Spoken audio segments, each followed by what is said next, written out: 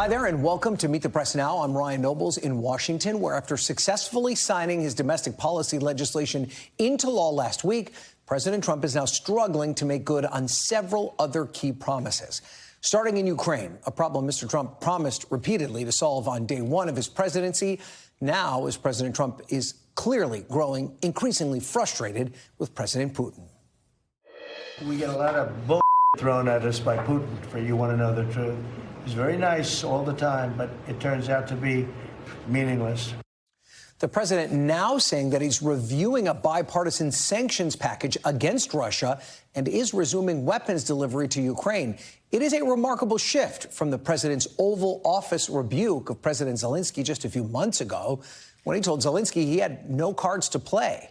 Overnight, Russia, seemingly unfazed by President Trump's threats, launched another major assault on Ukraine, firing close to 400 drones and over a dozen missiles at Kyiv and other cities across the country. Officials in Kyiv say 2 people were killed, 14 others were injured in the capital city. Today, Secretary of State Marco Rubio met with his Russian counterpart, Sergei Lavrov, on the sidelines of a summit of Southeast Asian nations. Speaking to reporters, Secretary Rubio said that Russia presented a, quote, new and different approach to ending the war in Ukraine. But he echoed President Trump's frustration with a lack of progress toward a ceasefire. I echoed what the president has said, both disappointment and frustration at the lack of progress in peace talks or in a path forward. So we'll continue to engage. There were some ideas exchanged today, some viewpoints that they expressed to us that I'll take back to the president for his consideration, and hopefully it will lead to something. I don't want to overpromise. And the president is also struggling to fulfill his promises on his trade agenda. The White House promised 90 deals in 90 days. And on Sunday, Treasury Secretary Bessent said this. When we send out the 100 letters to these countries, that will set their tariff rate. So we're going to have 100 done in the next few days. But just 22 letters have been sent out, and no new deals have been reached beyond the 3 frameworks of deals with China, the UK, and Vietnam, which were reached prior to this week's deadline. But it is his letter to Brazil, which is one of the few countries that runs a trade surplus with the U.S., that is raising particular eyebrows. President Trump saying he will impose massive 50% tariffs on the country, in part because of its treatment of a former president and Trump ally, Bolsonaro, who is facing charges of plotting to overturn Brazil's 2022 elections, I should say, that resulted in his defeat. In his letter to Brazil, President Trump called the investigation an international disgrace and a witch hunt, similar to the language that he's used to describe his own legal challenges. Joining me now, our team of reporters, NBC News White House correspondent Yamiche Alcindor, NBC News business and data correspondent Brian Cheung, and with me on set is NBC Chief Foreign Affairs correspondent and Chief Washington correspondent Andrea Mitchell.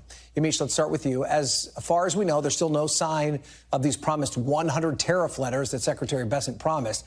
Where does the White House stand on those letters, and are there any new trade negotiations? Also, if you can, unpack President Trump's frustration with Brazil. Yeah, well, that's a big question, and there are really 2 distinct parts of that. There's the part about whether or not we're going to see more trade letters, more trade deals.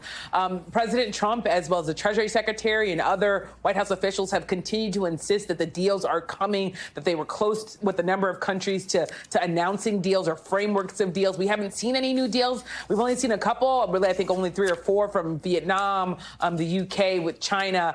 But it's a big question of whether or not there are going to be other deals mentioned and sort of what President Trump is going to do. I think that's also why you're seeing him sort of have this ultimatum where he's telling countries, OK, if we can't get to a deal, here's what you're going to pay on August 1st.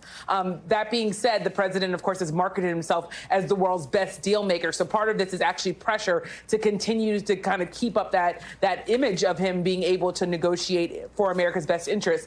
Now, when you talk about Brazil, this is really interesting because the president's talked about trade and economics in a very sort of black and white way, in that he's like, America America is being taken advantage of. Here's the trade deficits. That's why we're focusing on these countries.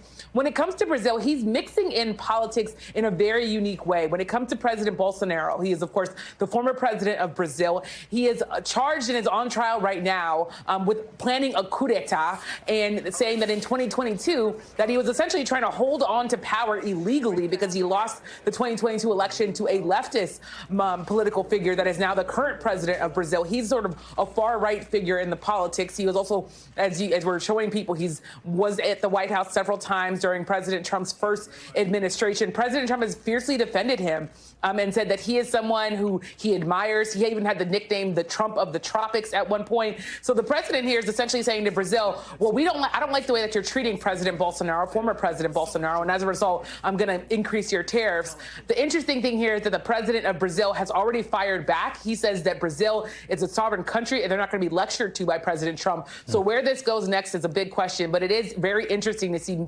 politics mixing into economics because it could happen in other countries as well, Ryan. Okay, Yamiche, stand by. We've got more to talk to you about, but let's turn to Brian now on this tariff question. Obviously been a lot of back and forth for months now on tariffs and trade deals. Sometimes these trade deals take years to fully come together. It seems unlikely that they can come together by August 1st. How is the economy managing all of this uncertainty, Brian?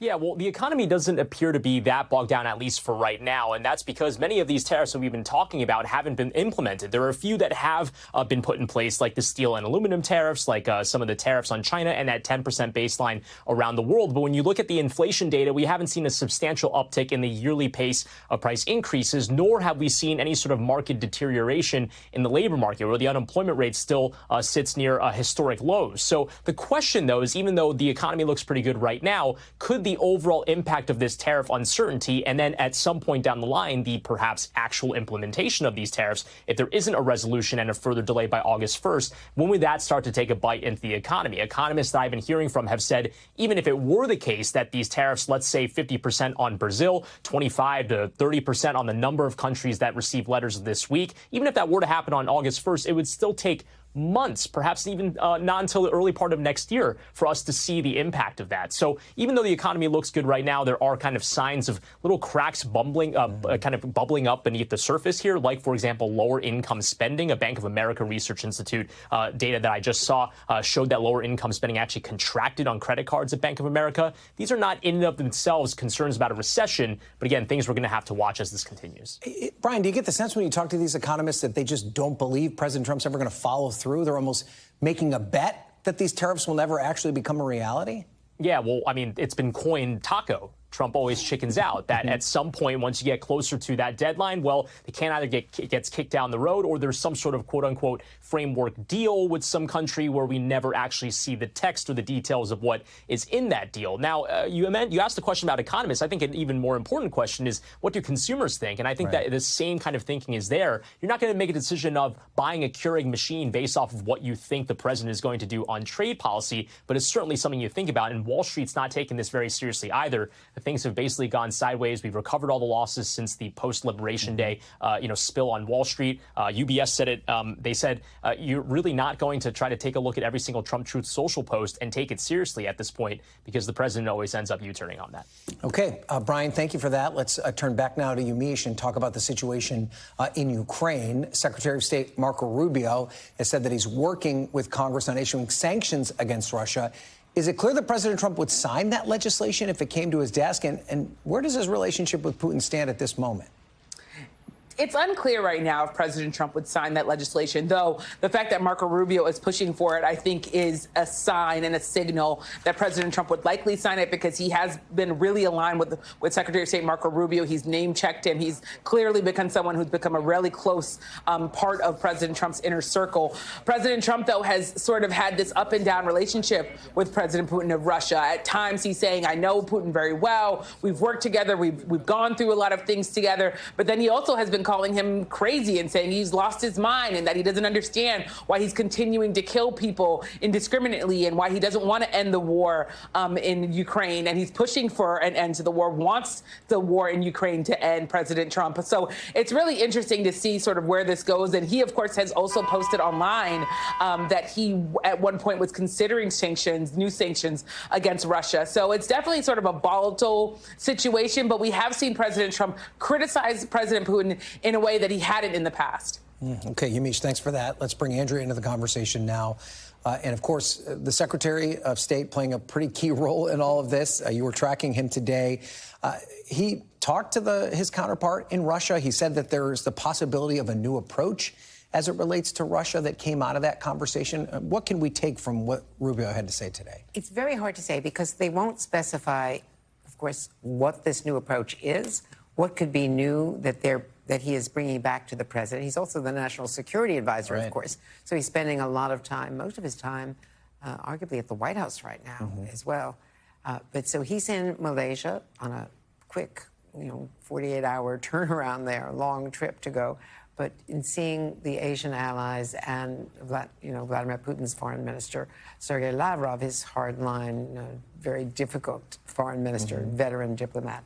And my take is that it's too soon to say that President Trump is really going to crack down on Vladimir Putin. I know that Lindsey Graham, you cover the Senate, you watch these people 24/7, but he's always hopeful about sanctions. We've been hearing this for years. But Volodymyr Zelensky has been waiting. These Patriot missiles, by the way, were in Poland, some of them. These were defensive weapons. They had been approved last year under the Biden administration. They were long delayed. They were supposed to be delivered. They were authorized by Congress. Many in Congress are furious that these authorized weapons were paused by the Secretary of Defense.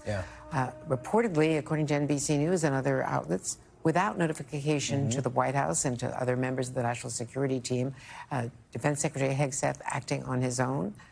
And pausing weapons for Ukraine at a critical moment in the war. And now Rubio said today that the pause was mischaracterized. It was just a pause to review whether or not those stockpiles were needed. Well, NBC's, my colleague Courtney Kuby and Gordon Lubold are reporting that those stockpiles were not needed, according to the Joint Staff of the Pentagon. They weren't needed for the U.S.'s own defense. So that pause sounds like a fictitious excuse. And to blame the press for, quote, mischaracterizing it, as Secretary Rubio did today, is kind of silly because it was very clear from the president's comments that he was frustrated by this unilateral decision. Let's go back to this conversation with Lavrov. Is the threat of sanctions enough when it comes to Russia? There have been so many sanctions already applied to them, which have not forced them to roll back at all. The sanctions need to be applied for them to have any sort of real impact. And this is legislation that hasn't even been started, hasn't been written. Not even introduced. Or even introduced, as you point out. And the president got tougher in his language at NATO initially last week against Vladimir Putin for the first time, and then really got tougher and a little bit vernacular and a little profane in the comments that he made just this week on camera at the cabinet meeting. But that Putin has been hitting Ukraine with the toughest, biggest missile and drone attacks of the war in the last week since the president ramped up his rhetoric. So, and since they had that conversation that was so, unsatisfactory, according to the president's own account. So it seems to me that any impatience that the president is suggesting could be temporary because he certainly, despite recent comments, has been very tough on Zelensky and Ukraine. Okay, Andrea, thanks for being on top of it. We appreciate it. We thank you for watching. And remember, stay updated on breaking news and top stories on the NBC News app or watch live on our YouTube channel.